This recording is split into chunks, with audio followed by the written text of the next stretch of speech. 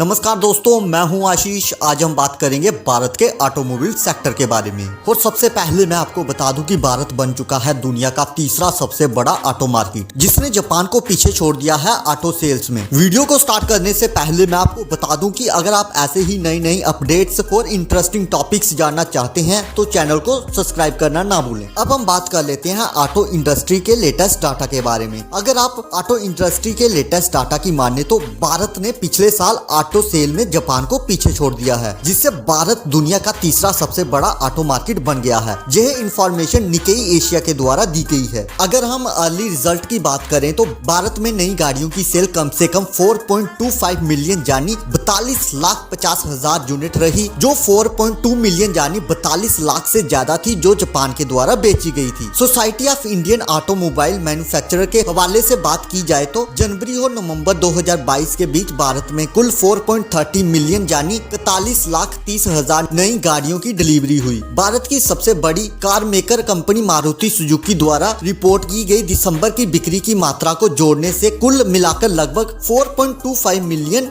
Unit हो जाती है। निकेई एशिया के हवाले से बात की जाए तो टाटा मोटर्स और अन्य व्हीकल मैन्युफैक्चरर द्वारा अभी तक जारी किए जाने वाले वर्ष के आखिर के रिजल्ट के साथ साथ कमर्शियल व्हीकल्स के लिए चौथी तिमाही के पेंडिंग बिक्री आंकड़ों को शामिल करने के साथ भारत की बिक्री की मात्रा में और बढ़ोतरी होने की उम्मीद है। 2021 के हवाले से बात की जाए तो चाइना लगातार पहले नंबर पे था ग्लोबल ऑटो मार्केट में, जिसने 26.27 मिलियन गाड़ियां सेल की थी। यूएसए दूसरे नंबर पे था, जिसने 15.4 मिलियन गाड़ियां सेल की थी। और उसी के साथ साथ जापान तीसरे नंबर पे था, जिसने 4.44 मिलियन गाड़ियां सेल की थी, जिसे भारत ने 2022 में पीछे छोड़ दिया है। निकेई एशिया ने कहा कि हाल ही के वर्षों में भारत के ऑटो मार्केट में उतार चढ़ाव आए हैं। 2008 में मोटे तौर पर भारत में 4.4 मिलियन गाड़ियां बेची गई थी, लेकिन 2019 में यह क्वांटिटी घट के 4 मिलियन से कम हो गई। इसका मुख्य कारण उस साल नॉन बैंकिंग सेक्टर में आए क्रेडिट क्रंच था। जब कोविड महामारी के कारण 2020 में लॉकडाउन की शुरुआत हुई तो वाहन बिक्री 30 लाख यूनिट के निशान से और नीचे गिर गई थी, लेकिन 2021 में बिक्री 4 मिलियन यूनिट तक पहुंच गई। लेकिन इस सेक्टर की डेवलपमेंट ऑटोमोटिव चिप्स के कारण प्रभावित रही। निकेई एशिया ने कहा कि पिछले साल भारत में बिकने वाली ज्यादातर नई गाड़ियों में हाइब्रिड गाड़ियों सहित पेट्रोल इंजन वाली गाड़ियां शामिल थी, जिसमें कहा गया था कि इलेक्ट्रिक गाड़ियों की मौजूदगी शायद ही हो। एडवांस इकोनॉमी की तुलना में इंडियन मार्केट में बेचे जाने वाली गाड़ियों में सेमीकंडक्टर की मात्रा कम देखी जाती है। निकेई एशिया के अनुसार 2022 में ऑटोमोटिव चिप की कमी दूर होने लगी, जिससे कि इंडियन ऑटो सेक्टर को एक रिकवरी के लिए इन्वायरमेंट प्रोवाइड हुआ, जिसके कारण मारुति सुजुकी के साथ टाटा मोटर्स और अन्य इंडियन व्हीकल मैन्युफैक्चरर्स ने पिछले वर्ष के दौरान सेल्स में बढ़ोतरी दर्ज की। और इसी कारण 2022 में भारत दुनिया का तीसरा सबसे बड़ा ऑटो मार्केट बन गया। और ये थी मेरी आज की ऑटो सेक्टर से रिलेटेड वीडियो, जो आई होप आपको पसंद आई होगी। अगर आपको पसंद आई है तो मेरे चैनल को सब्सक्राइब करना ना भूलें। धन्यवाद।